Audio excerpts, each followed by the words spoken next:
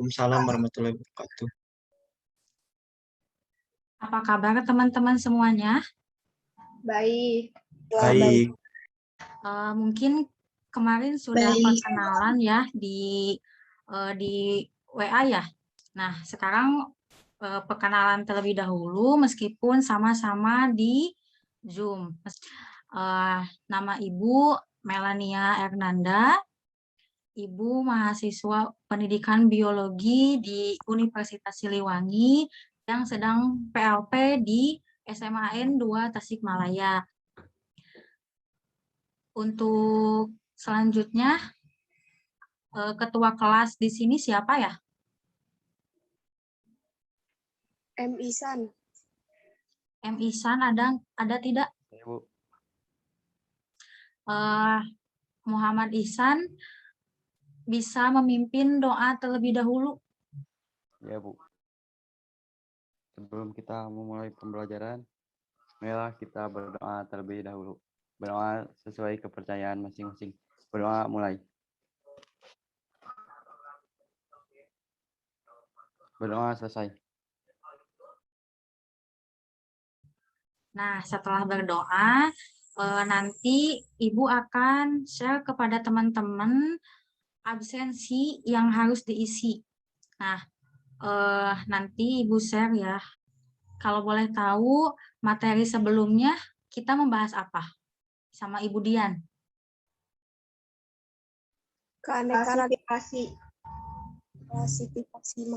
Klarifikasi keanekaragaman hayati, Bu. Klasifikasi apa keanekaragaman? Klasifikasi, Bu. Iya, klasifikasi makhluk hidup. Nah, apakah klasifikasi makhluk hidup akan berhubungan dengan pembelajaran hari ini? Apakah kalian tahu pembelajaran hari ini tentang apa? Tentang virus. Apakah dari klasifikasi makhluk hidup sampai dengan virus, apakah ada keterkaitan dan hubungannya? Ada. Kalau ada, bagaimana? Nah, jika tidak ada yang menjawab, hubungan antara klasifikasi makhluk hidup dengan virus itu sangat berhubungan karena di antara klasifikasi makhluk hidup itu kan ada beberapa kingdom. Nah, virus itu termasuk ke dalam kingdom juga. Jadi, hubungan antara klasifikasi dengan virus sangat berhubungan dan tidak bisa dilepaskan. Apakah sudah tampak layarnya? Sudah, Bu. Sudah, Bu.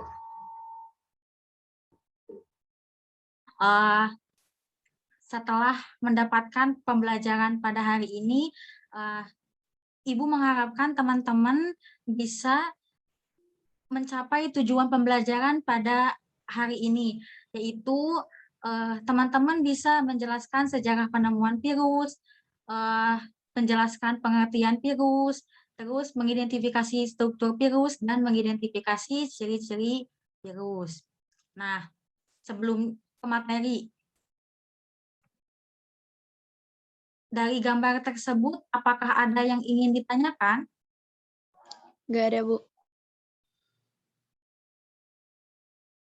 Yang lainnya? Baik, jika tidak ada, kita lanjut. Nah, bahwa bisa disimpulkan bagaimana awal penemuan virus sampai si virus itu bisa lanjut dengan struktur dan ciri-ciri virus. Nah, sebelum itu, teman-teman diharapkan sedang membuka buku tulis, kemudian Ibu akan memberikan soal yang harus diisi oleh teman-teman, ditulis hanya satu nomor, satu soal, hanya satu soal tiap orangnya. Nah, teman-teman bisa ditulis dalam waktu 10 menit. Sistemnya yaitu absen 1 sampai absen 10, absen 1 sampai absen 10 bisa mengerjakan nomor 1. Absen 11 sampai absen 20 bisa mengerjakan nomor 2. Absen 21 sampai 21 sampai 30 bisa mengerjakan nomor 3 dan selanjutnya sampai absen terakhir nomor 4. Sistemnya 10 absen 1 nomor. Ibu akan share di grup WA. Ibu sudah share di grup WA. Nah, teman-teman bisa mengisi satu orang satu soal. Sudah bisa diakses? Jadi pengisian sampai jam 10 lewat 2 menit.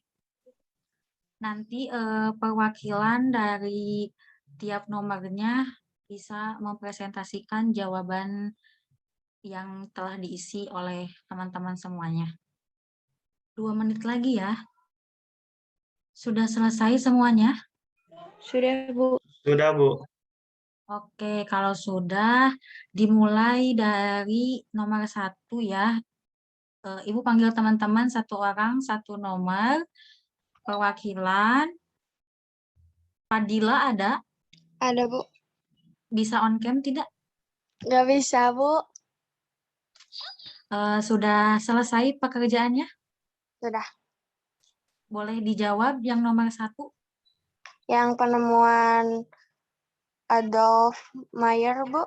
Iya, yang terus yang ada 4 ilmuwan-ilmuwannya. Semuanya. Ya. Yang Adolf Mayer dulu ya. Sejarah penemuan virus pada tahun 1883, Adolf Mayer, seorang ilmuwan Jerman yang sedang mencari penyebab penyakit mosaik pada tembakau. Penyakit ini menghambat pertumbuhan tanaman tembakau dan menyebabkan daunnya mempunyai bercak-bercak sehingga disebut mosaik. Yang kedua, pada tahun 1892, ilmuwan asal Rusia, Dmitri Ivanovsky, menguji hipotesis Adolf Mayer dengan mengalirkan getah dari daun tembakau yang terinfeksi lewat saringan yang didesain untuk mengambil bakteri. Saat disaring, getah tersebut masih menimbulkan penyakit mosaik. Berikutnya, pada tahun 1897, seorang ahli botani Belanda bernama Martinus Beijerink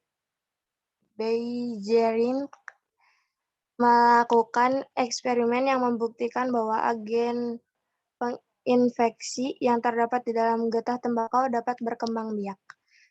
Yang selanjutnya, pada tahun 1935, ilmuwan Amerika Wendell Stanley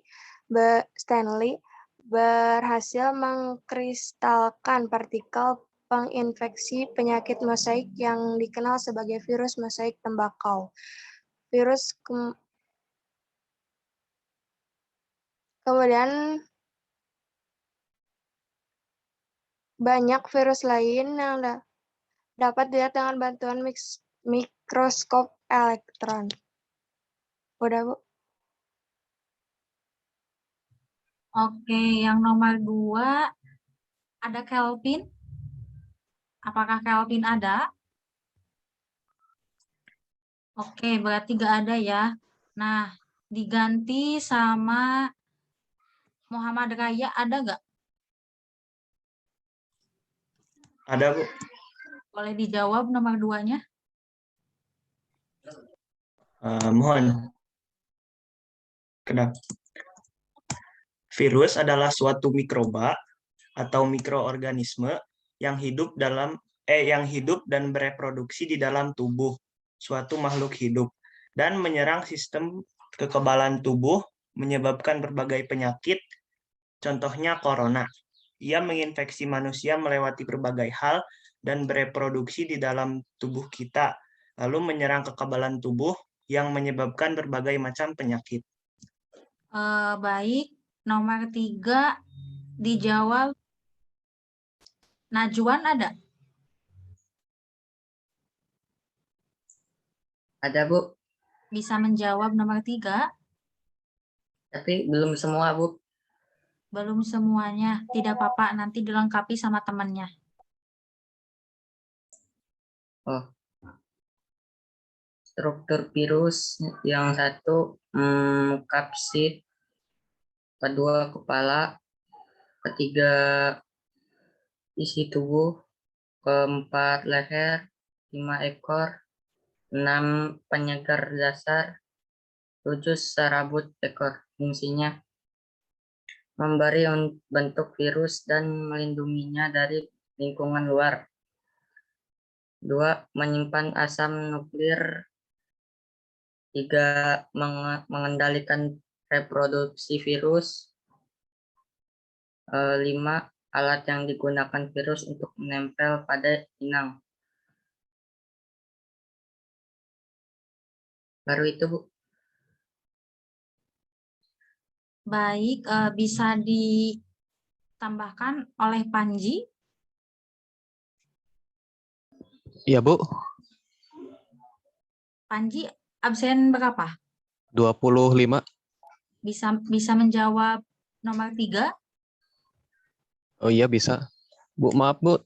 Tadi sampai mana ya, Bu? Lanjut saja yang semuanya Panji, yang jawaban Panji. Semuanya. Struktur virus 1, kapsid. Fungsinya memberi bentuk virus dan melindunginya dari lingkungan luar yang merugikan. 2. Kepala, menyimpan asam nukleat. 3. Isi tubuh, fungsinya mengendalikan reproduksi virus. 4. Leher. 5. Ekor, fungsinya digunakan virus untuk menempel pada inang. 6. Penyangga dasar, tempat melekatnya ekor dan jarum penusuk. 7. Serabut ekor, fungsinya menempelkan tubuh virus ke sel inang. Oke, berarti nomor 4 bisa dijawab oleh Syifa. Iya, Bu. Bentar.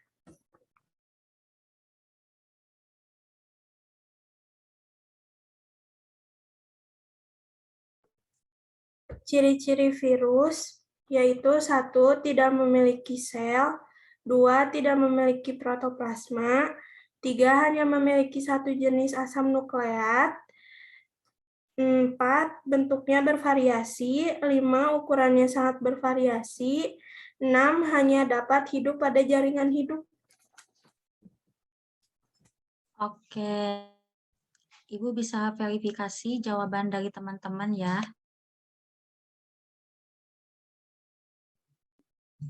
Baik, kita mulai dari sejarah penemuan virus. Nah, gambar yang pertama ini adalah Adolf Meyer. Nah, Adolf Meyer ini ilmuwan dari Jerman yang mulai meneliti pada tahun 1883. Nah, ketika sedang meneliti penyebab penyakit mosaik pada tanaman tembakau, penyakit mosaik tersebut menyebabkan bercak-bercak pada tanaman tembakau sehingga menghambat pertumbuhan tanaman.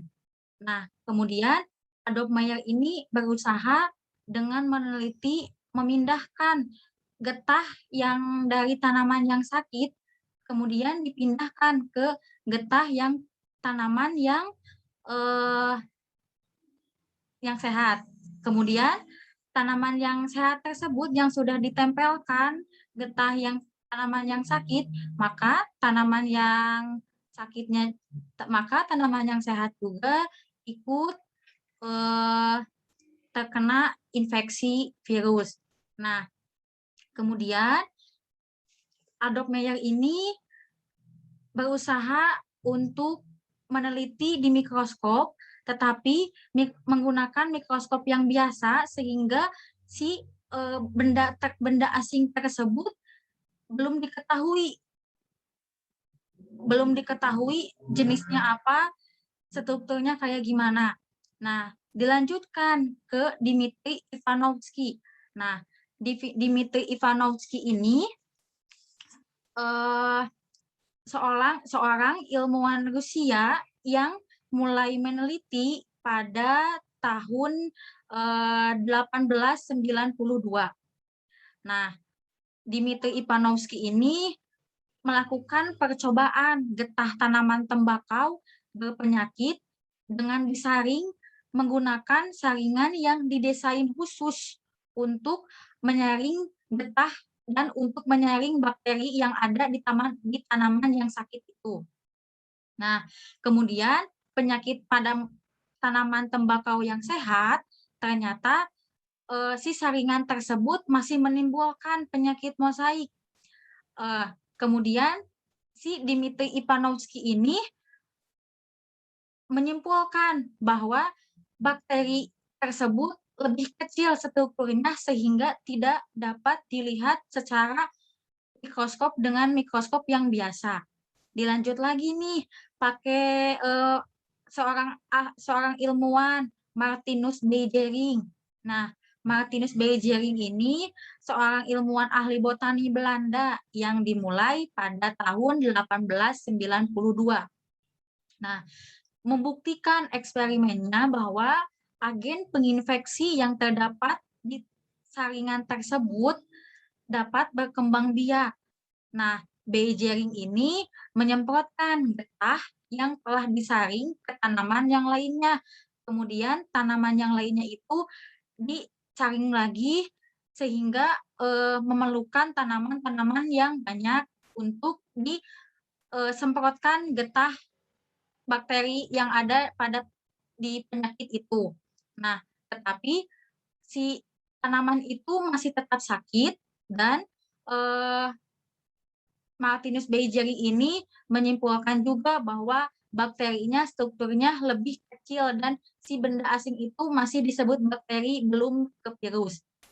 Nah, selanjutnya yang terakhir Wendell Stanley. Wendell Stanley berhasil mengkristalkan partikel penginfeksi tanaman, kemudian yang disebut dengan tobacco mosaic virus atau TMV. Nah, penemuan Wendell Stanley ini menyimpulkan bahwa virus tersebut bisa dikristalkan dan menjadi berita yang sangat menarik, tetapi sekaligus membingungkan. Nah, kemudian dilanjut dengan materi pengertian virus. Nah, pengertian virus berasal dari bahasa Yunani yang bahasanya venom, yang artinya racun.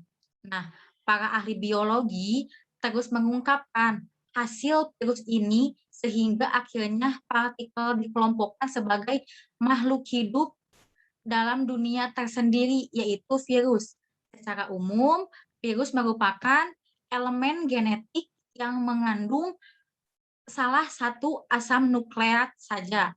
Jadi, virus itu mengandung satu asam nukleat. Apakah virus itu mengandung DNA atau apakah virus itu mengandung RNA yang dapat berada dalam dua kondisi yang berbeda, yaitu secara intraseluler dalam tubuh inang dan ekstraseluler di luar tubuh inang. Nah, selanjutnya pada struktur virus. Nah, yang tadi di soal yang tadi ya, yang tadi itu ada kapsid. Nah, kapsid ada kepala, ada DNA, ada selubung protein, selubung ekor, lempengan dasar, dan serabut ekor. Nah, tadi sudah disebutkan fungsi-fungsinya apa saja, struktur apa saja, dan sudah benar semuanya.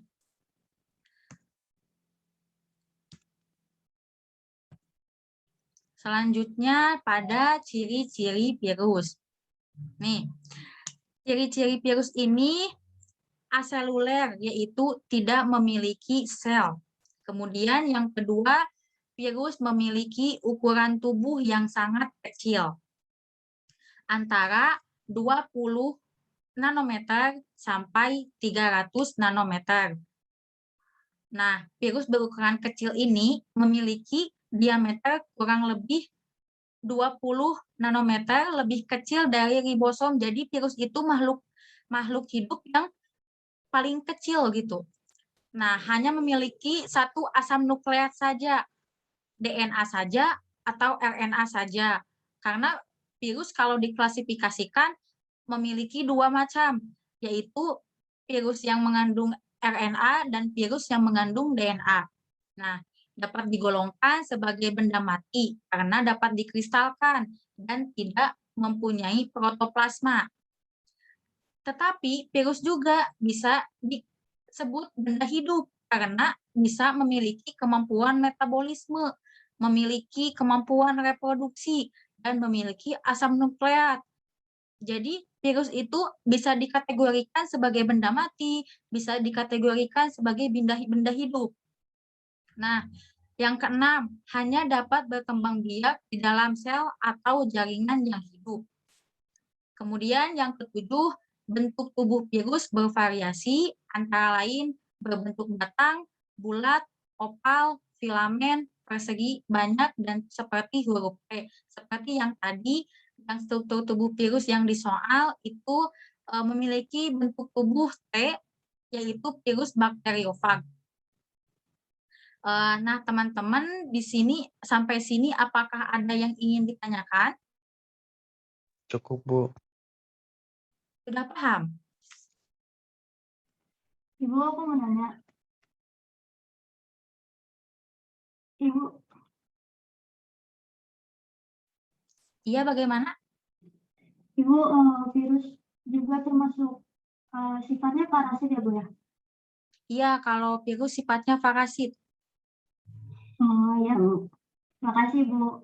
Sama-sama. Ada lagi yang ingin ditanyakan?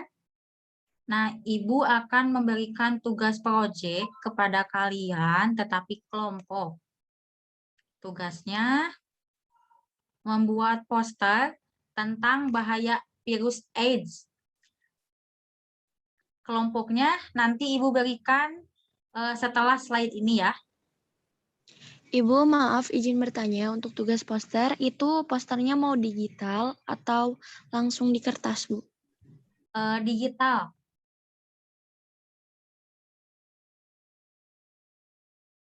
Oh iya, makasih, Bu. Nah, dikumpulkan 3 Oktober, jadi masih ada waktu untuk membuatnya ya. Nah, terakhir pukul 21 atau pukul 9 di WhatsApp. Di PC saja, di personal chat ya. Baik, Bu. Nah, untuk kelompoknya ada ini. Bisa di screen atau di foto, takut nanti lupa. Dari pembahasan tadi, apakah ada dari teman-teman ada yang ingin menyimpulkan pembahasan yang tadi? Kalau tidak ada, Ibu tunjuk ya buat menyimpulkan. Maisha ada? Tasya bisa nggak?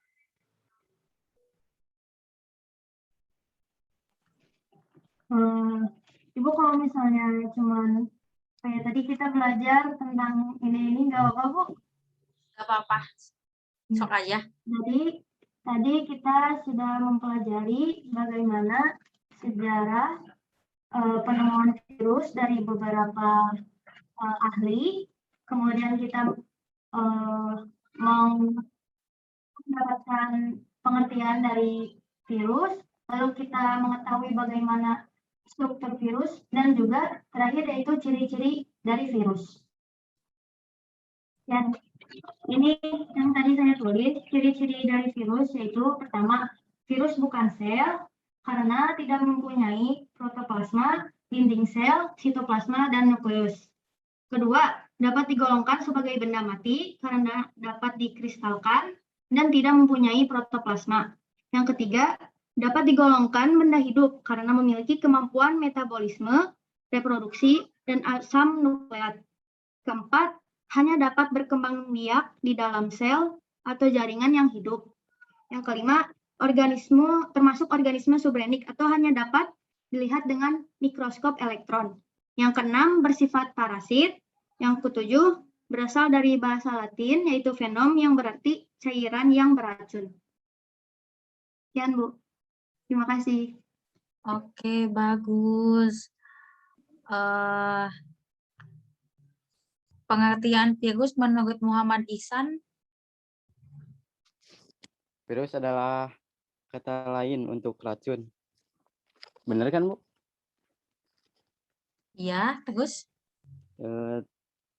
Virus merupakan parasit yang berukuran mikroskopik. Beda, Bu. Oke, jadi kesimpulan dari pembelajaran ini yaitu virus merupakan, tadi kata Muhammad Ihsan, racun. Kemudian virus itu memiliki satu asam nukleat saja. Apakah virus itu mengandung asam nukleat DNA atau RNA? Jadi virus itu tidak bisa memiliki dua asam nukleat, DNA maupun RNA, tetapi hanya salah satu. Dan virus itu bisa dilihat dengan mikroskop yang khusus untuk menemukan virus. Tidak bisa menggunakan mikroskop yang biasa. Nah,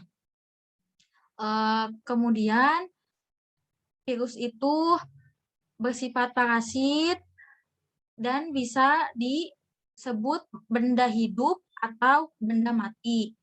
Benda hidup karena virus memiliki kemampuan bereproduksi, bisa memiliki kemampuan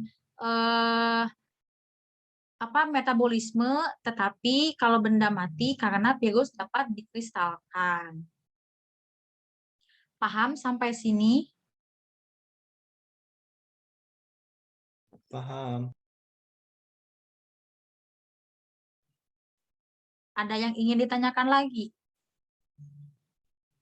Kalian bisa isi terlebih dahulu, Ibu kasih link ya.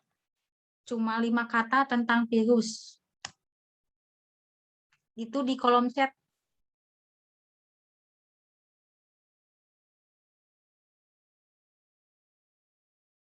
Bebas aja, terserah kalian mau apa. Yang penting 5 kata tentang virus apa.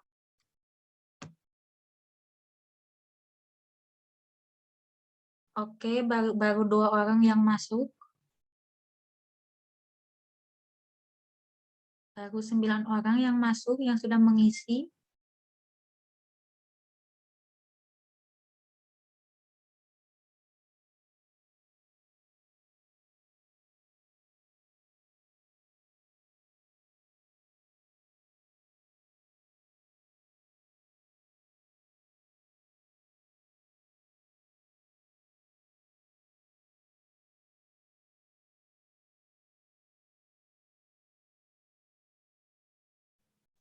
Oke, Ibu tutup saja untuk link itu. Apabila ada yang belum mengisi, silahkan mengisi. Nah, pembelajaran kali ini sudah selesai.